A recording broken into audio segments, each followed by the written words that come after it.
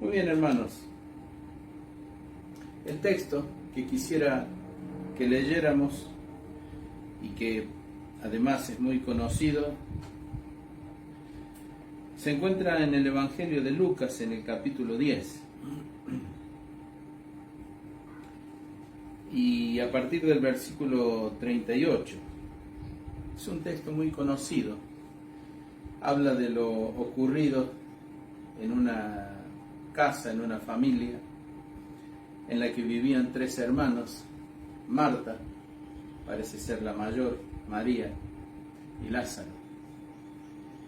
3 hermanos muy queridos para el Señor, muy apreciados. Y cada uno con características diferentes, pero los 3 muy apreciados por el Señor. Dice la palabra de Dios: aconteció que yendo de camino, entró a una aldea y una mujer llamada Marta le recibió en su casa. Esta tenía una hermana que se llamaba María, la cual, sentándose a los pies de Jesús, oía su palabra. Pero Marta se preocupaba con muchos quehaceres y acercándose dijo: Señor, ¿no te da cuidado que mi hermana me deje servir sola? Dile pues que me ayude. Respondiendo Jesús le dijo: Marta, Marta, afanada y turbada estás con muchas cosas, pero solo una cosa es necesaria, y María ha escogido la buena parte, la cual no le será quitada. El otro texto se encuentra en el Evangelio de Juan, capítulo 12. También pocos versículos vamos a leer, pero le pido lea completamente el capítulo anterior, el capítulo 11 del Evangelio de Juan, y el capítulo 12, también completo. Pero lo que leemos en el capítulo 12 dice: 6 días antes de la Pascua vino Jesús a Betania, donde estaba Lázaro, el que había estado muerto y a quien había resucitado de los muertos. Y le hicieron allí una cena. Marta servía.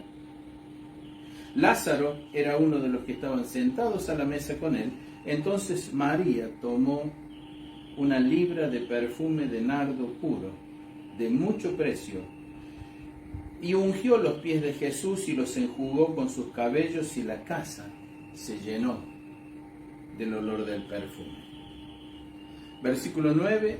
Gran multitud de los judíos supieron entonces que él estaba allí, y vinieron no solamente por causa de Jesús, sino también para ver a Lázaro, a quien había resucitado de los muertos. Pero los principales sacerdotes acordaron dar muerte también a Lázaro, porque a causa de él muchos de los judíos se apartaban y creían en Jesús. Bueno, un texto, no solo, o 2 textos, no solo muy interesantes, sino textos que hablan mucho de la condición humana, hablan mucho del Señor y hablan mucho para nosotros respecto a lo que debiéramos hacer. Parece muy simple todo, en cierto modo podemos decir que lo es, pero cuando ahondemos un poquitito en lo que cada uno de estos 3 o 4 protagonistas proponen o hacen, entonces vamos a ver la importancia que tiene lo que el Señor dice, lo que el Señor hace, la manera en que responde, su concepción respecto a lo que es importante y lo que es trivial, a lo que tiene preponderancia y a lo que simplemente es sonido, ruido. Cuando ocurre esto que acabamos de leer, cuando el Señor Jesucristo se dirige a Betania, a la aldea, y llega a la casa de Marta, lo primero que vemos es que la propietaria de la casa es Marta. Ella tiene a sus hermanos, pero la propietaria es ella. Tal vez haya sido una persona de un pasar económico sólido, una persona solvente. Tal vez haya sido viuda y le quedaron los bienes del esposo, con lo cual ella tenía asegurado su bienestar. No se habla de hijos. Lo que sí se dice es que entró el Señor Jesús en una casa. Una mujer llamada Marta lo recibió en su casa. Mujer preparada en las tareas domésticas, la comida, la limpieza, como tantas. Pero el Señor no era desconocido para ellos, ni para Marta, ni para María, ni para Lázaro. Por eso tan fácilmente se abre la casa y se le permite la entrada. Pero fíjese que aún siendo el Señor conocido, aún permitiéndosele la entrada a la casa, sin embargo, hay aspectos diferentes. Hay respuestas diferentes a lo que significa el Señor Jesús en una casa. La respuesta de Marta es distinta a la de María. Marta se ocupa de los quehaceres. ¿Son importantes? Sí, tienen su importancia. Pero la importancia de los quehaceres, la importancia del trabajo, la importancia de lo que humanamente es considerado importante, en lo que hace a la consideración del Señor, tiene una importancia relativa. Tal vez deba decir, la importancia que tiene es menor que la que las personas solemos dar. Pero allí está María. Sí, María sabe que está el Señor, sabe que tiene que comer, sabe que debe ser atendido. Probablemente se le proporcionaría luego un lugar donde descansar. El Señor no llegó allí de visita ni andaba de paseo. Había tenido una serie de experiencias. Había enviado a los 70 de dos en dos. Los 70 regresaron con gozo porque veían que aún los demonios se sometían, se sujetaban en el nombre de Jesús. Había tenido una oración muy profunda. Había tenido un intercambio con un intérprete de la ley que caprichosamente dijo no entender quién era el prójimo. La palabra prójimo significa próximo. Así que nuestro próximo es el que está más cerca en ese momento. Y allí lo ilustró con esa figura, con esa parábola de aquel hombre que tras ser asaltado es herido y abandonado, y comienzan a pasar personas. Un levita pasó por allí, siguió de largo. Un sacerdote pasó de largo. Un samaritano llegó. Los samaritanos no se entendían, no se trataban con los judíos. Pero viendo a ese judío herido, el samaritano bajó de su asno, vendó las heridas, lo cargó en el asno, lo llevó a lo que hoy nosotros llamaríamos un hotel, un hospedaje. Allí lo atendió durante unos días hasta que tuvo que seguir su camino, dejó dinero para que lo siguieran atendiendo. Y finalmente la pregunta contundente: ¿quién te parece que fue el prójimo de ese judío víctima de un despojo y herido con riesgo de muerte? Y este intérprete de la ley debió decir, bueno, el samaritano, bueno, esto es lo que vos tenés que hacer, andá y hacer lo mismo. Después de todo ese andar, es que el Señor llega a Betania, cansado seguramente, cansado. Y cuando ingresa, apenas ingresado a la casa, bueno, Marta, la quien lo recibe, la que lo atiende, le da un lugar, comienza aceleradamente con su tarea, y María se sienta a los pies del Señor. ¿Qué es lo que buscaba? Buscaba escucharle. Bueno, la hermana se fastidia un poco, los quehaceres de la casa son muchos, tienen su importancia, cansan. Pero lo que el Señor comienza a mostrar es que la actividad constante, el activismo, eso que tanto las personas, los seres humanos aprueban y aplauden, no necesariamente tiene su correlato, su primer lugar dentro de lo que es la obra de Dios en el reino de los cielos. Más bien tendríamos que decir que todo lo que es activismo ocupa un cómodo segundo lugar. No es que no tenemos que tener una actividad. En realidad, hoy vemos muchísimos creyentes, muchísimos cristianos de años, que no tienen, a veces que no solo no tienen una actividad dentro de la iglesia, sino que pasan semanas y no se los ve, no están presentes. Entonces, la actividad es una cosa, la necesaria, la justa, la equilibrada. Pero Marta representaba un hiperactivismo. Consideraba que todo tenía que ver con el movimiento. Y de repente ve a su hermana allí, sentada, a los pies de Jesús. Y usa la expresión sentándose. A los pies de Jesús, oía su palabra.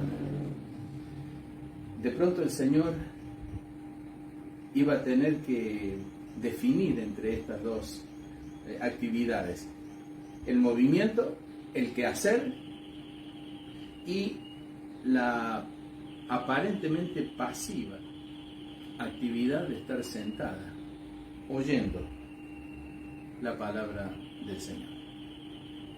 Y viene la queja: yo estoy corriendo, voy de aquí para allá, me muevo de una manera más allá a veces de mis fuerzas, y resulta que ella está allí sentada. Por favor, decirle que me ayude. Y el Señor tiene que intervenir. No reprende, sino emite un juicio que pone en valor las dos actividades. Y muestra que el activismo siempre será inferior a la atenta, silenciosa y constante búsqueda de estar en comunión con el Señor y de entender y aprender su palabra. No aprender su palabra para tenerla como una herramienta de discusión, sino para incorporarla como una forma de vida. Esto es lo importante. Y en esta condición, en este momento, bueno, sobresale la actividad de quien aparece más pasivo en el cuadro, y es María.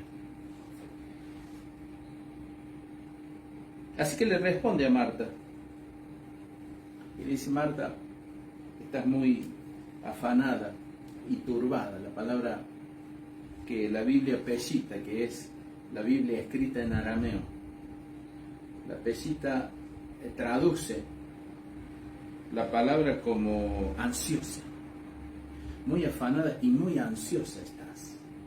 Es decir, hay que bajar los decibeles, hay que bajar el ritmo, hay que regularlo. No es que no debe haber actividad y la suciedad, el olvido, la omisión de las tareas habituales, debemos dejarla de lado, pero hay que bajarle el movimiento, hay que atenuarlo, hay que ubicarlo en su nivel adecuado. El que solo vive para trabajar no va a servir. El que solo vive para estudiar no va a servir. Me refiero al Señor. El que solo utiliza su tiempo para disfrutarlo, va a venir un tiempo en el que lo va a lamentar. Porque el tiempo que Dios nos ha dado es para otra cosa. Marta lo usaba en las labores domésticas. Creía que eso era lo máximo que podía hacer. Otros lo ocupaban en otras cosas. En nuestros días señalé 2 o 3.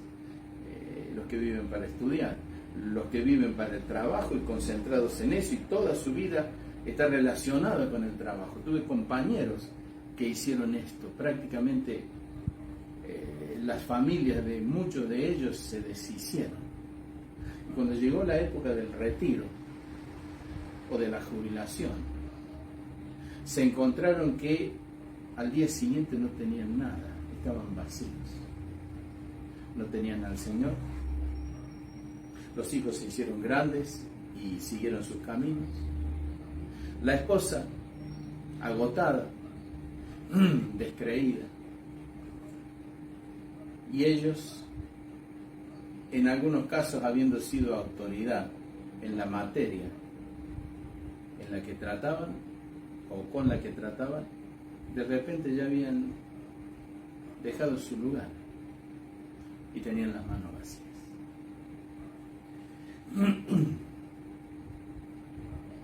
Marta está ocupada con sus cosas, pero María está sentada a los pies del Señor. ¿Y qué hace? Lo escucha.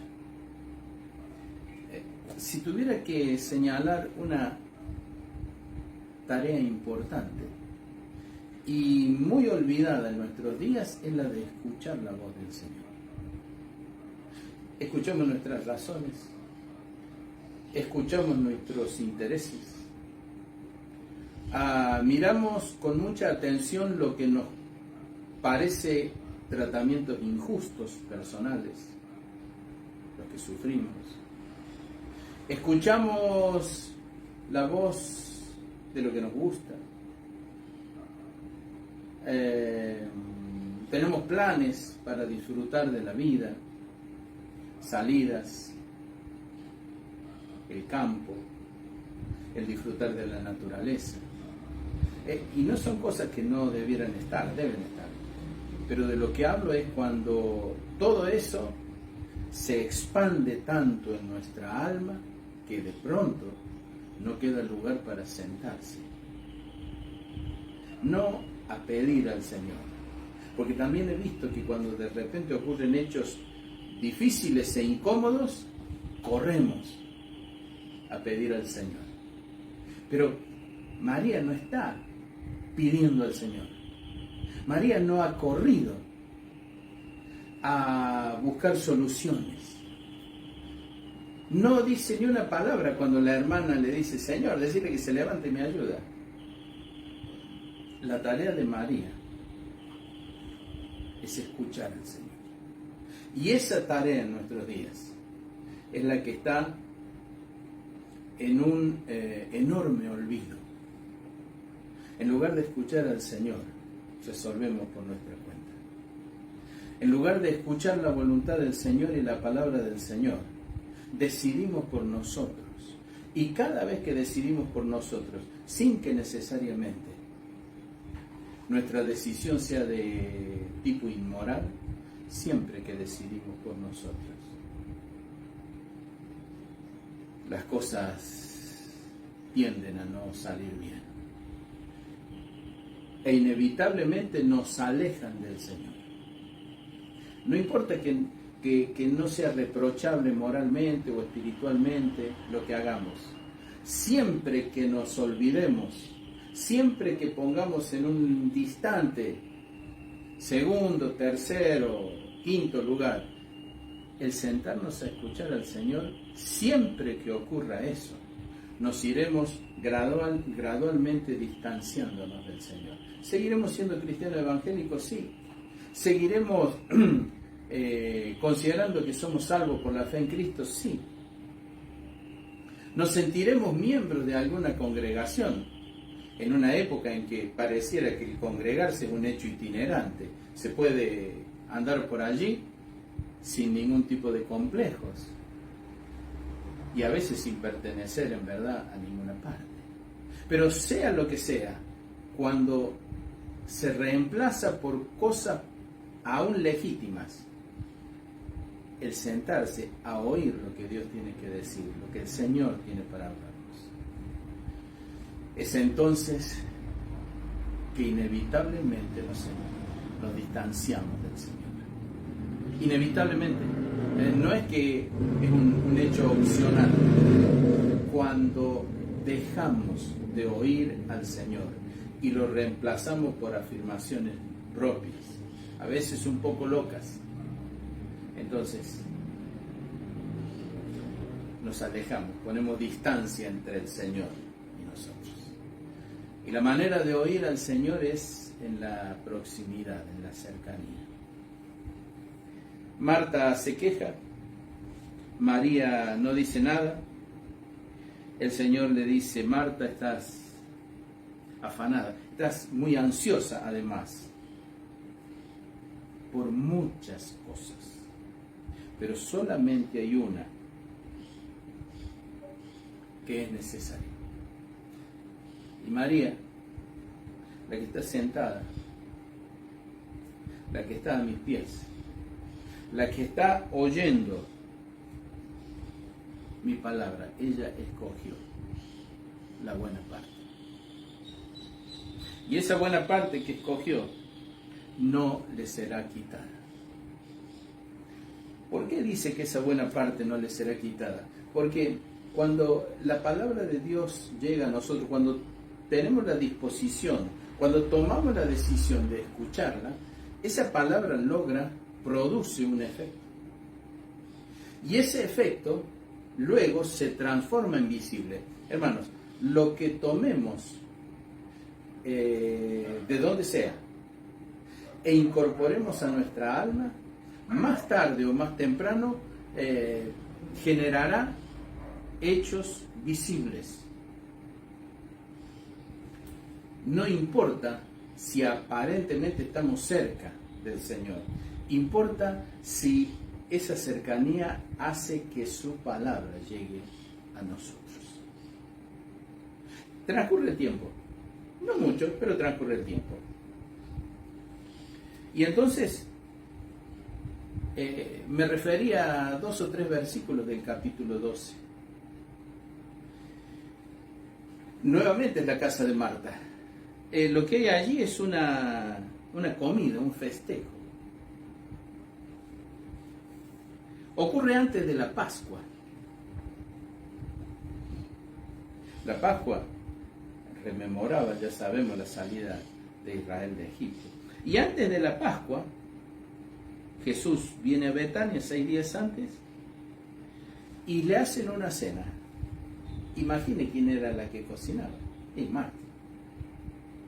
Los preparativos, las fuentes, la mesa limpia extendida, los almohadones donde los comensales se iban a sentar. Según la costumbre, fuera de la casa se reunía gente para mirar y escuchar. Estaban sorprendidos porque ahí estaba Lázaro.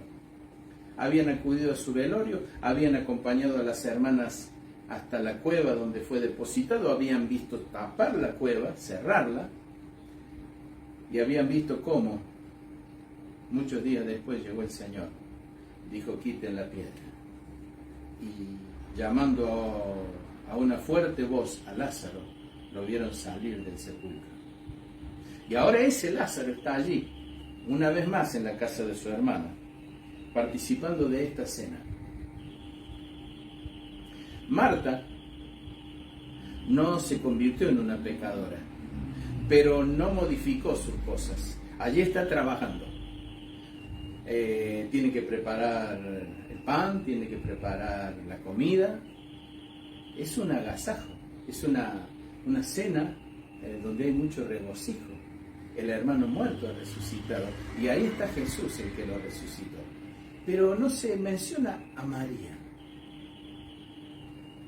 hasta que se la menciona. Marta servía su tarea. Lázaro era uno de los que estaban sentados a la mesa con él. Y entonces aparece María. Tomó una libra de perfume de nardo puro.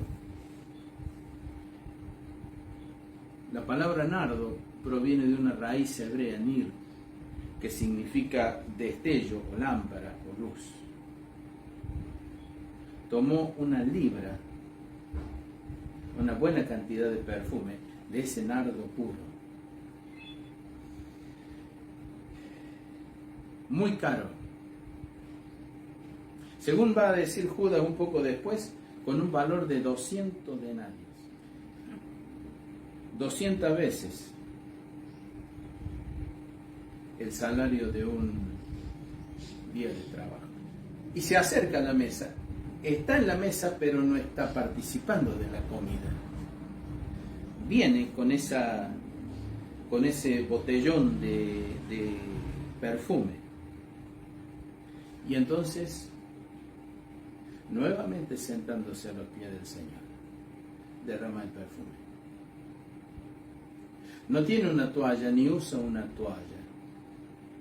Para ungir los pies del Señor, los unge con algo que le es propio. Son sus cabellos. Y señala el apóstol Juan en su evangelio, y la casa se llenó del olor del perfume. ¿Por qué María hizo esto? ¿O a causa de qué? ¿De qué estaba llena para hacer esto? Marta estaba llena de la importancia que le daba a la atención de los convidados. ¿Era malo? No, no era malo. Lázaro era uno de los homenajeados, había estado muerto.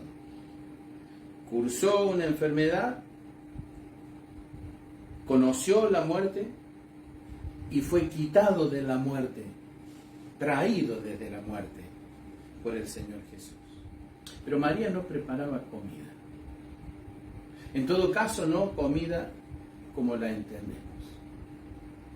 Vino con su frasco de perfume, lo derramó a los pies del Señor y con sus propios cabellos comenzó a enjugarlos. ¿Por qué hizo esto? ¿Por qué? Porque ella era de las personas que a los pies del Señor se ponía a oír su palabra. Mire, no importa cuánto haga usted o cuánto haga yo. El efecto de lo que hagamos será mensurable por el olor que emane. El olor de perfume tapó el olor de comida. Y el olor de la comida es rico, naturalmente. Pero María, llena de la palabra del Señor, entendió que había un acto más importante. Y cuando llevó a cabo ese acto más importante que percibía en su corazón, entonces no solo dio un paso que significó mucha más importancia, una mayor importancia, sino que la casa se llenó del olor del perfume. ¿Había gente invitada? Sí, y bastante, no sé cuántos. Pero el olor de la comida, lo grato, lo familiar, lo hogareño del olor de la comida fue envuelto, cubierto y superado por el olor del perfume. Y el perfume fue derramado a los pies, sobre los pies del Señor, por una sola razón. María era la persona que prefería invertir su tiempo en escuchar al Señor que en hacer. Por supuesto que haría, pero haría en la proporción necesaria. Y nosotros tenemos la tendencia a veces de desequilibrarnos. Tenemos la tendencia a veces de exagerar las cosas. Y nos cansamos y nos afanamos y nos esforzamos y vamos más allá de lo que debiéramos ir, no pocas veces, muchas. María no era de las que corría, era de las que caminaba. Pero su tarea más importante consistía en detenerse, sentarse delante del Señor y oír su palabra, oír su voz. La mayoría de los errores nuestros consisten en hacer, suponiendo que lo que estamos en decisión de hacer es la voluntad del Señor, pero muchas veces no oímos su palabra. Lo que hacemos no es malo, no es inmoral, pero no siempre es la voluntad del Señor. Cuando nos disponemos a escuchar la voz del Señor, cuando lo hacemos, y cuando esa voz, esa palabra del Señor es guardada en nuestro corazón, entonces los actos que emergen de esa palabra guardada producen resultados en los demás. La casa se llenó del olor a perfume. Y el olor del perfume, de ese acto generoso, profundo, en el que no han habido palabras, produce cosas. No lo leí, pero una de las cosas que produce es que Judas, uno de los discípulos, el que iba a entregar al Señor, dijo: ¿por qué este perfume no fue vendido por 200 denarios y distribuido entre los pobres? Pero hay una aclaración. La aclaración de Juan dice que él dijo eso no porque se cuidara de los pobres, sino porque teniendo la bolsa, sustraía de su contenido. De allí saldría el dinero con el que compraría esa propiedad en la cual, después de entregar al Señor, y viendo lo que había hecho, el cargo de conciencia le llevó a quitarse la vida. Pero en ese momento el perfume, y el perfume es el que se expande, y el perfume se expande por causa de la acción, y la acción de María obedeció al haber invertido mucho tiempo en oír la palabra del Señor. Esa acción dependiente, derivada de oír la palabra del Señor, produce un olor que mueve a las personas. Muchos de los invitados habrán disfrutado de ese momento. Sí, se adoró al Señor, pero fueron todos bendecidos por el olor del perfume. Pero mueve a la acción a Judas también. Una acción interesada, baja. Le interesa el dinero. Lo quiere para sí. También allí están, y si lo leímos,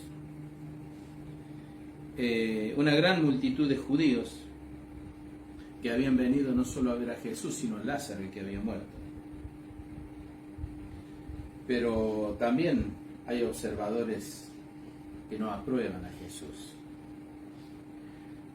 Capítulo 12, versículo 10 dice: los principales sacerdotes acordaron dar muerte también a Lázaro, porque a causa de él muchos de los judíos se apartaban y creían en Jesús. El perfume trajo bendición a todos los presentes. Pareciera que no es duradero, y ciertamente hay que seguir a los pies del Señor para que próximas acciones produzcan olor a perfume. Cierto. Pero esta acción, que tendría comienzo y final, pone de manifiesto muchas cosas. El corazón de Judas queda de manifiesto. El sentir de una multitud de judíos que entienden, deben creer en Jesús, quieren hacerlo. Pero también mueve el corazón de gente, los principales sacerdotes, los dirigentes, la cúpula, la élite religiosa. La élite religiosa no quiere tener nada que ver con el Señor. Temen. En el capítulo 11 y versículo 48 al 53, ellos temen que si dejan al Señor Jesucristo seguir, van a venir los romanos y van a destruir el templo de Jerusalén. Entonces, dice el versículo 53 del capítulo anterior, 11, así que desde aquel día acordaron matarle. En el capítulo 2, versículo 10, los principales sacerdotes acordaron también darle muerte a Lázaro, porque por culpa de él muchos creían en Jesús. Tenemos muchas tareas importantes. Construir es importante, pero es más importante oír al Señor. Porque cuando oímos al Señor, una sola acción produce más bendición que miles y miles y miles de comidas, gestos o esfuerzos que hagamos. Tanto, hermanos, tanto, que el olor del perfume que vertió sobre los pies del Señor Jesucristo, María, pies que enjugó con sus cabellos, el olor de ese perfume llega hasta este día de hoy, 5 de enero de 2022. ¿Hasta dónde llegará el olor del perfume nacido en el silencio de una comunión y de una atención a la palabra del Señor, que usted o yo podamos tener?